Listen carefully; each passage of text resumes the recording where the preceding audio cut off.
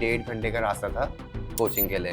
तो 1.5 घंटा आना और 1.5 घंटा जाना, तो ये 3 घंटा तो मुझे लगता है ट्रैवल में आपका निकल जाता है। तब फिर मैंने फाइनलाइज किया कि मैं पीसीबी में ही जाऊंगा completely. Your favourite fictional doctor? Doctor Strange. I don't know if he is actually a doctor, but because I was a lover of Marvel comics. What's your favourite biology term? The longest word, pneumonoultramicroscopicsilicovolcanoconiosis. अच्छा, ऐसा phase आया कि score नीचे आया, उस वक्त लगा कि अब मुझे पीछे हट जाना चाहिए, नहीं हो पाएगा? दिवाली का टाइम था and then I didn't study as much because festival season, और तब मेरे स्कोर्स एक्चुअली काफ़ी ड्रॉप डाउन कर गए थे। वहाँ एक एक चैप्टर के हज़ार क्वेश्चन लगा लिए, पूरी फिजिक्स केमिस्ट्री करी, and final 3 months 1 month I didn't touch physics chemistry actually. And 12th class में मेरे 700 तो एवरेज रहता था। फिर जब एग्जाम हॉल में आपने एंटर किया तो उस वक्त क्या फील हुआ था? पेपर ने भी बहुत पैनिक्स दिए थे बीच में। उसके बाद में फाइनल 30 मिनट्स में मेरे को रियलाइज हुआ मेरे 30 क्वेश्चंस फिजिक्स के बचे। हाय एवरीवन, आज का ये एपिसोड नीट एस्पिरेंट्स के लिए बहुत खास होने वाला है, क्योंकि आज के इस एपिसोड में हमारे साथ हर्ष की दावत होंगे। नीट यूजी में उन्होंने ऑल इंडिया 9th रैंक हासिल की है। अब होता है ना कि हर एक सक्सेस स्टोरी के पीछे बहुत सारा स्ट्रगल भी छिपा होता है। सब कुछ समझने की कोशिश करेंगे। सबसे बड़ी बात यह है कि इस बार 22 लाख से ज्यादा स्टूडेंट्स थे जिन्होंने एग्जाम दिया, और सबसे बड़ी बात यह भी है कि इस बार एग्जाम भी बहुत डिफिकल्ट था। अब एग्जाम तो डिफिकल्ट था, लेकिन कंपटीशन भी बहुत टफ हो गया है, तो चैलेंज भी डबल हो जाता है। ऐसे में जो नीट एस्पिरेंट्स हैं उनके लिए आज की स्टोरी हर्ष की बहुत कुछ सिखाने वाली होगी।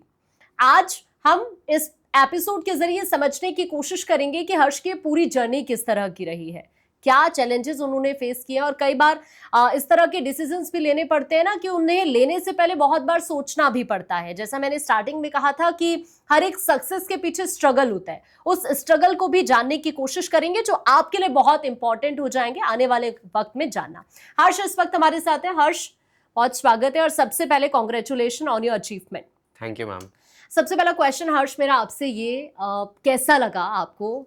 आपका एग्जाम इतना शानदार रहा, हर एक स्टूडेंट के लिए आप एक नज़ीर बन गए हैं, डॉक्टर अब आपके नाम के आगे लग जाएगा, कैसा फील हो रहा है?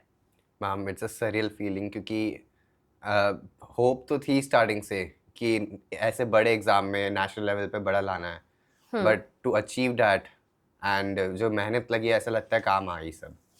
मन में क्या ख्याल आया सबसे पहले जब आपने अपना रिजल्ट चेक किया? वो हैप्पीनेस थी एंड वो एक फीलिंग थी कि जितनी मेहनत की सब काम आई, और it was worth it. The hard work, the consistency, वो पढ़ाई करना 2 साल दोस्तों वगैरह सबसे दूर रहना, इट वाज वर्थ इट। ये आपका फर्स्ट अटेम्प्ट था, राइट? यस। सोचा था ऐसा कि फर्स्ट अटेम्प्ट में आप जो चाहते हो आपको वो मिल जाएगा, जो गोल आपका था वो मिल जाएगा, ऐसा सोचा था पहले? मैंने पहले से डिसाइड कर रखा था कि अगर फर्स्ट अटेम्प्ट में नहीं होगा तो मैं ड्रॉप नहीं लूँगा, मैं फिर फील्ड ही चेंज कर लेता फिर। अच्छा। मैंने ये सोचा था पहले, बट फिर फर्स्ट अटेम्प्ट के लिए पूरी मेहनत करी जिससे कि ऐसा कुछ सोचने की ज़रूरत ना पड़े। तो पूरा टाइम टेबल किस तरह का रहता था, क्योंकि आपकी ऑलरेडी क्लासेस भी होती थी, स्कूल आपका होता था, तो कैसे आप पूरा का पूरा टाइम टेबल कैसे सेट करते थे अपनी स्टडी को लेकर? सुबह सुबह मतलब 6 o'clock करीब उठ के तैयार होके फिर स्कूल जाना होता था। स्कूल में टीचर्स पढ़ाते थे, जो फ्री पीरियड्स होते थे उसमें हम मॉड्यूल्स वगैरह और बुक्स वगैरह अलग अलग अपने प्रैक्टिस के लिए खोल लेते थे, तब बीच में पढ़ लेते थे। फिर घर पे आके सीधे तैयार होना पड़ता था, क्योंकि 1.5 घंटे का रास्ता था कोचिंग के लिए। ओके। तो कोचिंग के लिए जाना होता था एंड वहाँ पे पढ़ाई करी, वहाँ से आए फिर रात को आके 11-12 बजे तक पढ़ना। And I did not use to sleep in the evening that time, so you had to sleep at 12 कि आप सुबह वापस उठ सको। एंड वो उतना सा टाइम होता था सेल्फ स्टडी का, बट इट वॉज इम्पॉर्टेंट कि आप उसको पूरा यूज़ करो। तो 1.5 घंटा आना और 1.5 घंटा जाना, तो ये 3 घंटा तो मुझे लगता है ट्रैवल में आपका निकल जाता था। यस। तो फिर पूरा कैसे कैसे मैनेज होता था? मतलब ऐसा नहीं फील होता था कि अब थक गया हूँ, अब रेस्ट की ज़रूरत है? ये होता था जनरली, एंड इसीलिए मैं ये करता था कि वो 3 घंटे भी यूज़ आ जाए, जिससे कि फिर मेरे को घर पे फिर एक्सटेंड ना करना पड़े, क्योंकि मेरे से रात को 12 बजे के बाद में लेट नाइट स्टडीज़ नहीं होती थी। एंड तो मैं वो मेट्रो के टाइम पे ही बीच में मोबाइल में और वगैरह बुक्स जो अगर यूज़ कर सकूँ, जनरली मेट्रोज़ में यहाँ पे सीट नहीं मिलती है, तो फिर मोबाइल में बुक खोल ली, एनसीईआरटीज़ वगैरह, क्योंकि सब इम्पोर्टेंट है, और जो पढ़ाया जो कराएंगे उस सब का पहले ही देख ले, वीडियोस देख लिए या फिर कोई क्वेश्चंस अटेम्प्ट कर लिए, जिससे कि जो आपने पढ़ा उस दिन वो आपको माइंड में रह जाए। तो इट्स इम्पॉर्टेंट कि वो 3 घंटे भी पूरे यूज़ होते हैं। ओके लेकिन ऐसे बोलते हैं ना कि स्टूडेंट्स के लिए अगर आप इस तरह की एग्ज़ाम की प्रिपरेशन कर रहे हो तो आपको 17 से 18 घंटे की स्टडी करना बहुत इंपॉर्टेंट होता है। ऐसा कम्प्लीटली नहीं था। फॉर एग्जांपल अगर मैं अपना कोई वीकेंड वाला डे बताऊँ जिस दिन मुझे ना कोचिंग जाना है ना स्कूल, तब it would be like I'd wake up, I'd do my things and then मैं पढ़ाई करने बैठ जाता था। 2-3 घंटे पढ़ाई करी, फिर उसके बाद में आधा घंटा ब्रेक ले लिया, ब्रेकफास्ट वगैरह किया। और जब भी मैं जनरली ऐसा था कि चाहे ब्रेकफास्ट हो, लंच हो या डिनर, मैं उस टाइम पे टीवी देखता था। एंड वो बीच में एक वो टाइम मिल जाता है आपको रेजुनेट करने का अपने आप को। Then after breakfast 2 hours of study, lunch, then 2 or 3 hours, then used to have the guitar break. I used to play guitar and I used to take a break of 35 to 40 minutes just as a hobby. And that would actually help me focus when I got back to study. Then the 2-3 hours, then dinner, and then again 2-3 hours, then sleep at 10. लेकिन कई बार होता है कि जो doctors होते हैं उनकी family भी डॉक्टर्स वाली होती है। आप ज़रा अपनी फैमिली के बारे में थोड़ा सा बताइए। एक्चुअली मेरे फादर सीए हैं एंड मेरी मदर एमकॉम है एंड मेरा भाई भी अभी कॉमर्स में है, तो मतलब मेरी कंप्लीट फैमिली कॉमर्स के अंदर है अभी। ओके सो मेरा खुद का पर्सनल इंटरेस्ट था साइंस में एंड डॉक्टर करने का मेरा खुद का इंटरेस्ट था। फैमिली पूरी कॉमर्स में थी, उनका तो बस ये उनको दिख गया था कि मेरा एक्यूमेन साइंस के अंदर है। सो दे डिडंट प्रेशराइज मी कि तू कॉमर्स ले, एंड दे वर हैप्पी कि घर पे एक डॉक्टर बनेगा। तो कभी होता है ना कि पेरेंट्स का तो सपना होता है कि मेरा बेटा ये बने। क्या बचपन से ऐसा कभी मम्मा पापा से आपकी बात हुई हो, उन्होंने आपसे बोला होगा कि बड़ा होकर ये बनना है? उनका तो बचपन से था कि उनको दिखता था बच्चा स्मार्ट है, तो वो बोलते थे पहले से ही कि डॉक्टर या इंजीनियर बनेगा। हाँ वो डिसीजन फिर 10th में हमने लिया था कि डॉक्टर जाऊँ या पीसीबी लूँ या पीसीएम लूँ। एंड देन आई डिसाइडेड, क्योंकि कोविड निकला था, आई लर्नड द इम्पोर्टेंस कि डॉक्टर्स की क्या इंपॉर्टेंस है सोसाइटी में, how they work hard and उनको पूरे टाइम काम करना होता है सोसाइटी के लिए। एंड कोविड में सबको पता चल गया ये इम्पोर्टेंस। सो तब फिर मैंने फाइनलाइज किया कि मैं पीसीबी में ही जाऊँगा कम्प्लीटली। ओके फैमिली का सपोर्ट कैसा रहा इस पूरे फेज में? मेरे पेरेंट्स बिल्कुल सपोर्टिंग थे। मतलब मेरे फादर मदर दोनों मेरा डे प्रोग्राम, मेरे वीक प्रोग्राम से डिसाइड कर देते हैं कि तू इस टाइम पे पढ़ेगा, इस टाइम पे टीवी देख लेना, इस टाइम पे खेल लेना। एंड लास्ट के 3 months में एंड 1 month में सारे रिवीजन प्रोग्राम्स कि अभी तू फिजिक्स पढ़ेगा, अभी तू केमिस्ट्री पढ़ेगा, अब तू बायोलॉजी रिवाइज करेगा, ये सारे programmes day by day, chapter by chapter मेरे पेरेंट्स ने बनाए थे। And they would support me कि जा पढ़ ले, ये ख़त्म करके आ रिवीजन। मेरा काम था कि उनने बोला ये चैप्टर रिवाइज करके आ तो वापस करना। तो आके वो पूछते थे कि कितना? हाँ, कि कितना हो गया, क्या हो गया, ओके और कर लिया क्या। क्योंकि एक्चुअली में लास्ट मंथ्स में ऐसा हो जाता है बच्चों थोड़े टायर्ड हो जाते हैं। मान लो you have read the NCERT 7-8 times, then you are tired कि मैं वापस नहीं खोलूंगा। बट दे वर लाइक ये चैप्टर का रिवीजन का वापस अब पेंडिंग है, वापस खोल एनसीईआरटी, पूरा पढ़ के आ, वापस जा। एंड तभी लास्ट के 3 months में 1 month में मेरे 3 to 5 टाइम्स तो वैसे ही हो गए थे लास्ट के 1 month में एनसीईआरटी के रिविजन्स, स्पेसिफिकली बायोलॉजी में। तो वो मेरे पूरा का पूरा प्रोग्राम हेल्ड कर देते हैं, और कि मैं कितना कब पढ़ाई करूँ, कब ब्रेक ले लूँ एंड सो। और उनने कभी मेरे को ऐसे प्रेशराइज नहीं किया जा पढ़ाई कर पढ़ाई कर। बीच में आते थे तो मैं ब्रेक लेता था, तब आराम से मस्ती में बातें करते थे हम, and they would take off my stress. अच्छा फैमिली के साथ कितना वक्त आप बिताते थे? जैसे अभी स्टडी चल रही है, फिर आपको गिटार भी पसंद था, वो आपकी एज अ हॉबी आप उसे हमेशा से रखते थे प्रायोरिटी पे, तो फैमिली के साथ वक्त बिताने का टाइम होता था थोड़ा? जितने भी लंच डिनर वो सब फैमिली एज टुगेदर करते थे। एंड सबके साथ में मिलके टीवी देखते हुए, वहाँ पे बीच में बातें करते हुए, that was the family time. और रात में भी आके आराम से मैं 20 मिनट आधा घंटा सोने के पहले बैठ जाता था पेरेंट्स के पास, बात करता कि दिन कैसा था, आज क्या पढ़ाया क्लास में, क्या करना है नेक्स्ट, क्या करना है। और फैमिली का सपोर्ट इम्पोर्टेंट था, क्योंकि मैं उससे ऐसा नहीं लगा कि मैं ब्रेक पॉइंट की तरफ जा रहा हूँ, कि मेरा फोकस गिर रहा है। और कभी कभी मोटिवेशन भी वो प्रोवाइड कर देते हैं, कभी स्कोर्स नीचे जाए, कभी ये सब प्रॉब्लम आए तो। अच्छा, ऐसा फेज आया कि स्कोर नीचे आया, उस वक्त लगा कि अब मुझे पीछे हट जाना चाहिए, नहीं हो पाएगा?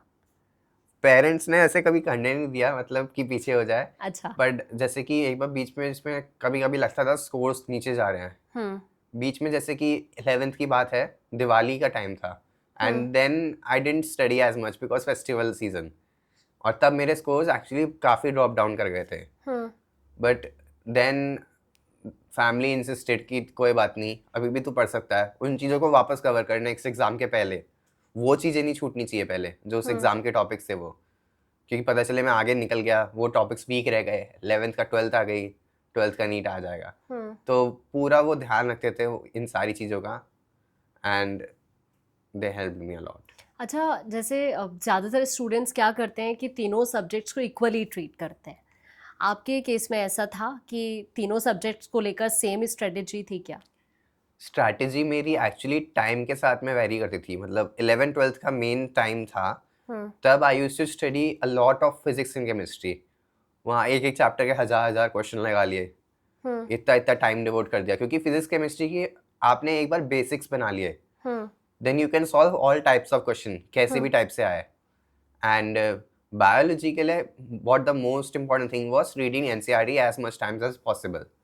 सो पहले के 11th-12th के अंदर मैंने पूरी फिजिक्स केमिस्ट्री करी, and final 3 months 1 month I didn't touch physics chemistry actually. Okay. It was much like biology के रिविजन्स एंड फिजिक्स केमिस्ट्री के बस फॉर्मूला रिवाइज, बिकॉज जितने मॉक टेस्ट वगैरह सब होते थे, उनसे फिजिक्स केमिस्ट्री की प्रिपरेशन और बढ़ती रहती थी। ओके। तो एनसीईआरटी के अलावा और कोई आपने अगर स्टडी मटेरियल यूज़ किया हो इस पूरे फेज में? एक्चुअली PYQs बहुत इंपॉर्टेंट होते हैं, and I used Oswal books की 37 years PYQs, अलग अलग सब्जेक्ट्स की अलग अलग आती है, and they are very helpful because आपके पास में पैटर्न होता है पूरा, लास्ट ईयर के पैटर्न्स है, पुराने पेपर के पैटर्न्स है, उसके अंदर AIPMT के क्वेश्चंस भी हैं, and that were helpful because उनका लेवल हार्ड होता था। पिछले 5 साल में पेपर कोविड की वजह से ईजी आ रहा था, बट अब क्योंकि इस साल भी पेपर हार्ड आया, सो इट वॉज हेल्पफुल कि आप हार्ड से डिफिकल्ट से इजी क्वेश्चन सारे आप टैकल कर पाओ। अभी जैसे होता है ना कि स्टूडेंट्स को ठीक है, आप स्टडी कर रहे हो, आप अपनी स्टडी को पूरा टाइम दे रहे हो, फ्री हो, आपने अभी बताया कि मेरे को गिटार बहुत ज़्यादा पसंद है। अब लेकिन बहुत सारे ऐसे भी स्टूडेंट्स हैं जिनको गेम्स खेलना बहुत पसंद होता है, तो जब फ्री टाइम रहता है तो गिटार के अलावा और क्या आप करते थे? गिटार के अलावा I like to read novels. मतलब मेरे पेरेंट्स मुझे मोबाइल टच नहीं करने देते थे घर पे। ओके। सो मेरा मोबाइल सिर्फ इसलिए था क्योंकि मैं ट्रैवल करता था, and I had to keep a mobile with me, और उसमें भी ट्रैवल के टाइम पे यूज़ करता था फॉर वीडियोज़ और क्वेश्चंस। और घर पे मोबाइल्स मेरे पेरेंट्स अपने पास रखते थे, and I used to take permission for taking mobile. So games वगैरह की प्रॉब्लम हुई नहीं। तो मैं अलग टाइप की हॉबीज जैसे कि नॉवेल्स पढ़ना, कभी गिटार बजाया, कभी पेरेंट्स के साथ में कुछ खेल लिया स्पोर्ट 20-30 मिनट में, सो उनसे मेरा हॉबी बन जाती थी। अच्छा, आपके पापा ने आपको कब फ़ोन दिया? मुझे 11th में ही फ़ोन मिला था, because I use to travel, नहीं तो उनने बोल रखा था 18 के बाद में मिलेगा, बट स्कूल जाना है, उसके बाद कोचिंग जाना है, तो उसके लिए उनको फ़ोन सेफ्टी पर्पसेस के लिए देना पड़ा तो था। जब बच्चों को फ़ोन मिलता है वैसे भी मन करता है कि इसमें ये देख लेता हूँ, वो देख लेता हूँ, गेम्स डाउनलोड कर लेता हूँ, इसीलिए मूवीज़। इसमें इम्पोर्टेंट ये है कि आप अपने पेरेंट्स को सौंप दो फ़ोन। अच्छा। पढ़ाई के टाइम पे स्पेसिफिकली, चलो ब्रेक टाइम में अगर यूज़ कर लिया तो कर लिया, बट तब भी फिर आप पता नहीं चलता, 1 घंटा निकल जाता है, 2 घंटा निकल जाता है। हाँ। तो इसमें बेटर है कि आप पेरेंट्स को सौंप दो, तो परमिशन ये जब लेके ही फ़ोन दे। मिला तभी से ऐसे मन में था कि पापा को दे दूंगा जैसे ही घर जाऊंगा, या कभी ऐसा लगा पहले बहुत सारा टाइम वेस्ट हो गया कि अब मुझे लगता 11th में स्टार्टिंग में लगता था, हाँ। उसके बाद फिर पेरेंट्स को भी लगा कि हो सकता है ये फ़ोन में टाइम वेस्ट कर रहा हो, तो फिर उनने अपने पास रखना ही शुरू कर लिया अच्छा। कि मेरे को परमिशन लेके ही लेना पड़ेगा, and they would keep a track of time कि कितनी देर में फ़ोन यूज़ कर रहा हूँ, तो जिससे कि डिस्ट्रैक्शन ना हो। तो कभी बुरा नहीं लगा पापा ने फ़ोन ले लिया? स्टार्टिंग में तो स्टूडेंट्स को लगता है अभी तो नया फ़ोन दिया है आपने। उस टाइम के लिए लगता है, but in the longer run we realise कि वो बहुत अच्छी चीज़ थी, क्योंकि एक्चुअली में फ़ोन से बहुत टाइम वेस्ट हो जाता था। अच्छा, अब वापस से मैं आपकी जर्नी पर आ जाती हूँ। ये जो 2 सालों की आपकी पूरी जर्नी रही है, परफॉर्मेंस आपकी रही, कभी ऐसा हुआ है स्टार्टिंग से लेकर एंड तक कि स्टार्टिंग में ऐसा लगा हो कि मार्क्स कम रह गए हैं? कभी ऐसा फील हुआ कि अब मुझे शायद और ज़्यादा स्टडी पर फोकस करने की ज़रूरत है? 11th क्लास में मेरे मार्क्स अराउंड 650 660 आते थे। हाँ। उस टाइम के पेपर्स के हिसाब से वो कम थे, क्योंकि पिछले 5 साल के पेपर्स के हिसाब से वो इजी लेवल चल रहा था। एंड उस वक्त पे मुझे बस अपने क्लास में लाके ऐसा लगता था कि मैं तो अच्छा आ रहे हैं मेरे मार्क्स से, 60 तो अच्छे मार्क्स है, कुछ ना कुछ कॉलेज तो मिल जाएगा। फिर 12th क्लास में उनने सॉर्टिंग करी थी एंड मेरा पीए ग्रुप चेंज हुआ, सब पढ़ने वाले टाइप के बच्चे मिले। एंड तब मुझे लगा कि मेरे कम आ रहे हैं, मेरे दोस्त तो वगैरह से सबसे बात हुई और अच्छे पढ़ाई वाला मूड बना। तब फिर मार्क्स आना शुरू हुए, पढ़ाई करनी शुरू करी मैंने। एंड 12th क्लास में मेरे 700 तो एवरेज रहता था फिर, आउट ऑफ 720। तो फिर इम्पॉर्टेंट पार्ट इसमें पीए ग्रुप का भी होता है, आपके दोस्त अच्छे होने चाहिए जो आपकी पढ़ाई में हेल्प करे एक्चुअली। तो आपकी जो आपकी फैमिली के अलावा आपका ग्रुप था, वो ऐसे ही था कि आपकी स्टडी में भी आपकी हेल्प करता था हाँ, पूरा? अभी मतलब मैं अपने दोस्तों की बात करूँ, सबको दिल्ली मिला है, अच्छा। सबको प्रॉपर गवर्नमेंट मेडिकल कॉलेजेस मिले हैं, और पीए ग्रुप ओके। में सब पढ़ाई की वजह से अब सब अच्छे से कोर्सेज कर पाएंगे। ओके। वैसे सेटबैक्स तो सभी की लाइफ में होते हैं, आपके साथ भी ज़रूर ऐसा कुछ हुआ होगा, और अगर ऐसा था तो फिर उसको कैसे सक्सेस में कैसे कन्वर्ट किया? सेटबैक एक्चुअली ये था कि जैसे अब फ़ोन की बात कर रहे थे, हाँ। तो मेट्रो में स्टार्टिंग में मैं टाइम वेस्ट करता था। अच्छा। तो वो 1.5 घंटा मुझे लगता था मैं ब्रेक ले लेता हूँ, सुबह पढ़ लिया, शाम को पढ़ लिया, अब ब्रेक ले लिया, टाइम वेस्ट कर लेते हैं, हाँ। गाने सुन लिए, कुछ कर लिए। बट फिर इन द लॉन्गर रन वो समझ आता है कि आपने उस टाइम को वेस्ट तो कर दिया, फिर बाद में आप पछताओगे। सो 11th के हाफ ईयर ऑनवर्ड्स में समझ गया था ये मैं गलत कर रहा हूँ। एंड मेरे पेरेंट्स ही बोलने लगते थे कि तू ऐसा कर, कुछ देख लिया कर वीडियो वगैरह, अगर फ़ोन यूज़ करना है तो पढ़ाई की वीडियोस देख लिया कर, एंड या तो बुक्स ले जा अपने साथ मेट्रो में करने के लिए, जिससे कि वहाँ पे टाइम वेस्ट ना हो। क्योंकि मेट्रो का 3 घंटे का ट्रैवल वो एक मेजर वो था जहाँ पे मैं टाइम वेस्ट करता था पहले। ओके। अच्छा, एक बात बताइए, अब एग्ज़ाम से पहले, हम 3 मंथ्स पहले की बात करते हैं, क्योंकि जब होता है ना कि एग्ज़ाम सिर पर है तो बहुत ज़्यादा प्रेशर हो जाता है, ऐसा फील हुआ उस वक्त? लास्ट 3 मंथ्स में मैं वैसे ही रेगुलर मॉक टेस्ट एंड दिन के 1 या 2 टेस्ट देता था, कीपिंग इट माइंड कि वो 2 to 5 का टाइम रखूँ मैं, जो नीट का होता है। तो उसमें ओसवाल बुक्स के मॉक टेस्ट मेरे काम आए थे, एंड उनका पैटर्न बिल्कुल सिलेबस ओरिएंटेड था एंड प्रेजेंट सिलेबस के हिसाब से था, कोई पुरानी चीज़ें नहीं थी उसमें। तो जब आप प्रॉपरली हर रोज़ का 2 से 5 का टेस्ट रख रहे हो या एक और टेस्ट अटेम्प्ट कर रहे हो, तब आपको आदत पड़ जाती है धीरे धीरे ये स्ट्रेस लेने की, इस टाइम मैनेजमेंट की। तो टिल द एंड जब तक नीट आया, तब तक इट वाज लाइक कि ये तो एक और मॉक टेस्ट है, इसको भी देखते हैं और आगे चलते हैं। तो वो स्ट्रेस नहीं रहता था, टेंशन। लेकिन जब एग्ज़ाम हॉल में आपने एंटर किया तो उस वक्त क्या फील हो रहा था, माइंड में क्या चल रहा था? क्योंकि स्टूडेंट का होता है ना कि अभी जैसे आप एग्ज़ाम सेंटर पहुंच रहे तो वहाँ पर क्या होता है, बंदा भूल जाता है। ऐसा कुछ फील हुआ, बहुत ज़्यादा बर्डन है इस टाइप से? मैं अराउंड 1 आवर पहले पहुंच गया था एग्जाम हॉल में, मतलब बैठा हुआ था फ्री। हाँ। अब फिर तब बस ये सोच रहा था कि माइंड काम रखूं, माइंड काम रखूं, क्योंकि अगर ज़्यादा थॉट्स रन करेंगे तो मैं पेपर वगैरह पे ध्यान नहीं दे पाऊंगा। सो मेरा पूरा काम था कि मेडिटेट करूं और माइंड को काम रखूं। एंड उस वक्त पे जैसे कि पेपर के बीच में भी, क्योंकि पेपर इस बार डिफ़िकल्ट लेवल था एंड हम एक्सपेक्ट कर रहे थे कि पूरा नीट एनसीईआरटी बेस्ड ओरिएंटेड आएगा फिजिक्स केमिस्ट्री में भी, और लेवल कंप्लीटली डिफरेंट था जो एक्सपेक्टेशन से था। तब भी बीच में बस भगवान का नाम लेते हुए कि काम रहो और जो क्वेश्चन आया है उसको अटेम्प्ट करो, उसी हिसाब से चलना था, क्योंकि पेपर ने भी बहुत पैनिक्स दिए थे बीच में। अच्छा, तो जब एग्ज़ाम देखा, क्या चल रहा था उस वक्त माइंड में? एग्ज़ाम मैंने बायो से शुरू करा था, तो बायो तो काफ़ी एनसीईआरटी ओरिएंटेड थी, हाँ। और उसके थ्रू निकला, फिर मैं केमिस्ट्री पे आया, फिर लगा ये तो लेवल बहुत अब हाई होने लग गया है, जो प्रैक्टिस करी है उन सब से। फिर फिजिक्स पे आया, और फिजिक्स हाँ। में तो क्वेश्चंस अटेम्प्ट नहीं हो रहे थे कई सारे बीच में, और उसके बाद रियलाइज़ होता है कि 50 मिनट्स बचे हैं, वो ओएमआर पहले भरो। मैं ओएमआर बाद में भरता था अपनी सारी। उसके बाद में फाइनल 30 मिनट्स में मेरे को रियलाइज़ हुआ मेरे 30 क्वेश्चंस फिजिक्स के बचे हैं। सो वो आपको वो मोमेंट में रहना पड़ेगा, उस वक्त पे ध्यान पूरा देना है कि जो क्वेश्चन है वो सॉल्व करना है, क्योंकि लेवल बहुत डिफिकल्ट था इस बार, डिफरेंट था एक्चुअली। इस बार तो नेक्स्ट ईयर तो तब भी बच्चे को प्रिपेयर्ड होगा कि डिफ़िकल्ट लेवल आएगा, बट हम सब जो गए थे उनके लिए ये था कि पेपर का लेवल इजी होगा, और जब ऐसा आया तो सब बच्चे थोड़े हिल गए थे। ओके, एग्जाम के बाद फिर घर पर आकर मम्मी डैडी से क्या बोला? एग्ज़ाम हॉल से निकल के जब उन्हें पिकअप करने आए तब मेरा फेस वाज लाइक ना, अच्छा नहीं गया है।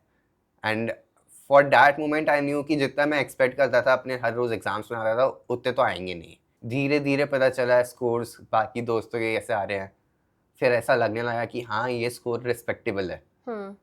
And as the final answer keys and the result came, it was like कि इतने मार्क्स में to get such a good rank, that shows how the level of the paper was. लेकिन सोचा था ऐसे 9th रैंक तक पहुंच जाओगे, ऐसा था माइंड में? माइंड में बस इतना था कि टॉप 50 में आ जाए, जिससे हाँ। कि एम्स दिल्ली के लिए जा सकूं, एम कर सकूं मैं। हम्म अब फॉर टॉप 10 लाना, that was a big feeling.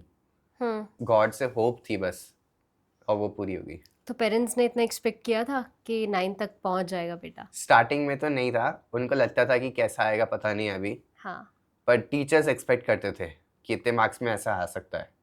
Okay. और मेरे को मन ही मन थोड़ा सा था कि काश टॉप 10 आ जाए, टॉप 5 आ जाए, एंड वो विश का पूरी हुई। तो जैसे ही देखा रिजल्ट, क्या उस टाइम क्या क्या था मन में, क्या चल रहा था तब?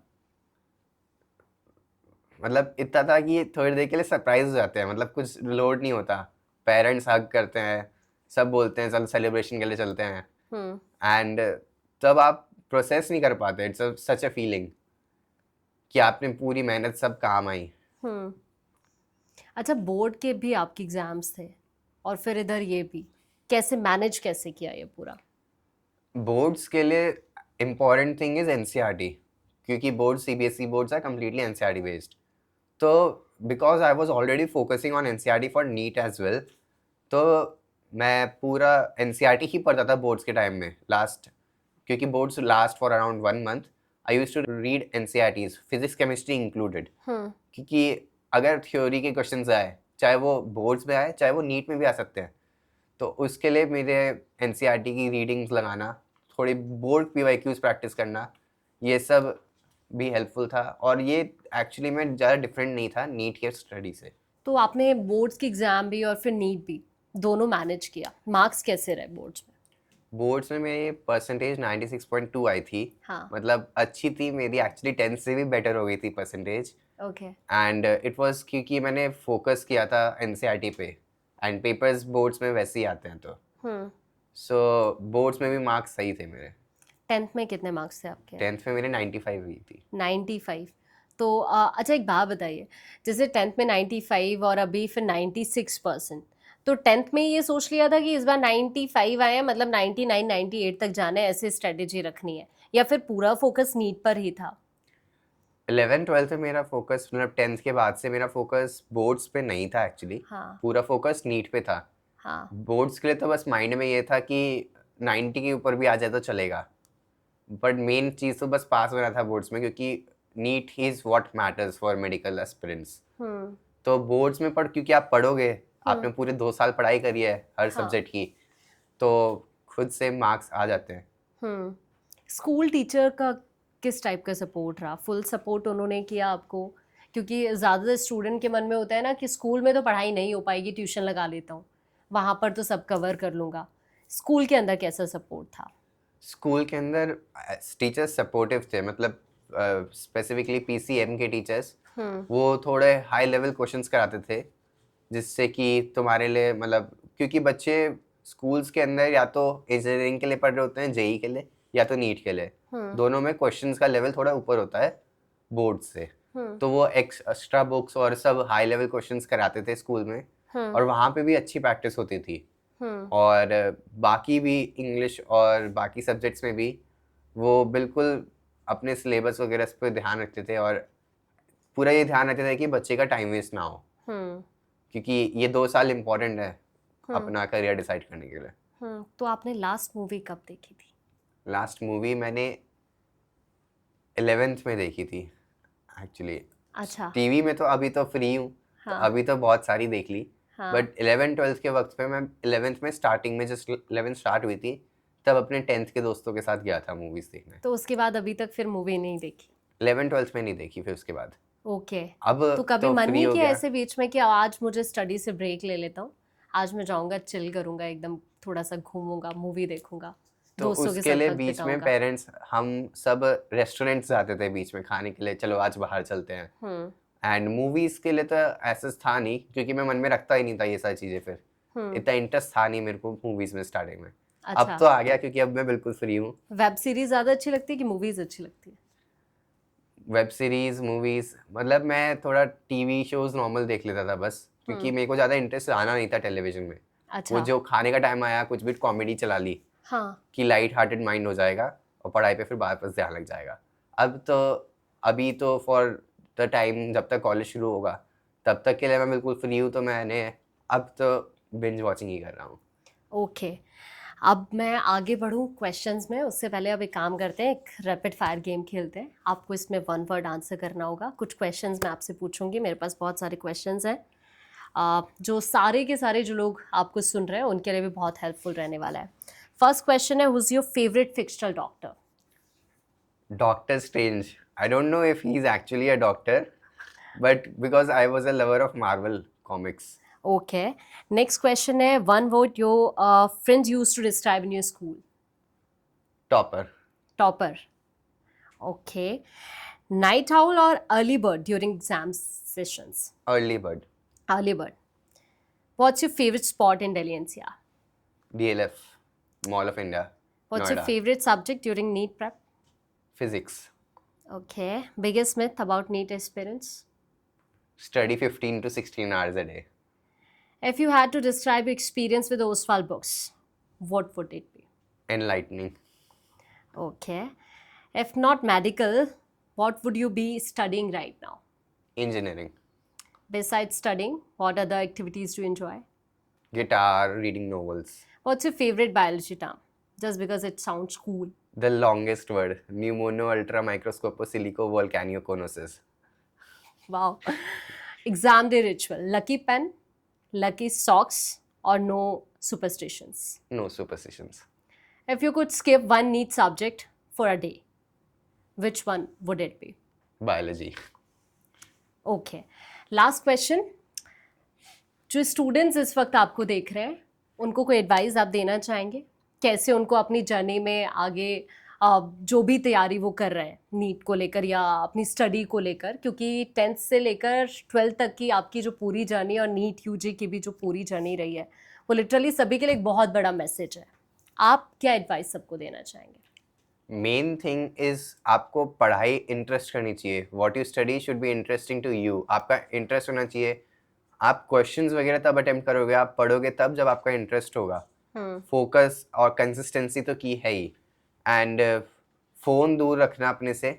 Sleep 8 hours a day, that's important, क्योंकि अपनी बॉडी को भी हेल्दी रखना is very important. And you continue to enjoy what you do, what you study, and तुम्हारा पूरा फोकस उन 2 सालों में अपने करियर बनाने पे होना चाहिए। बहुत सारे स्टूडेंट्स हैं जो फर्स्ट टाइम क्लियर नहीं कर पाते हैं, उनके लिए कुछ कहना चाहोगे आप? होप नहीं हारनी चाहिए एक्चुअली में। जैसे कि ड्रॉप लेके भी आप अगर पूरा फोकस करो वो साल, तो आप अपना करियर बना सकते हो। वो आपको फिर लगेगा कि वो 1 साल वर्थ इट था।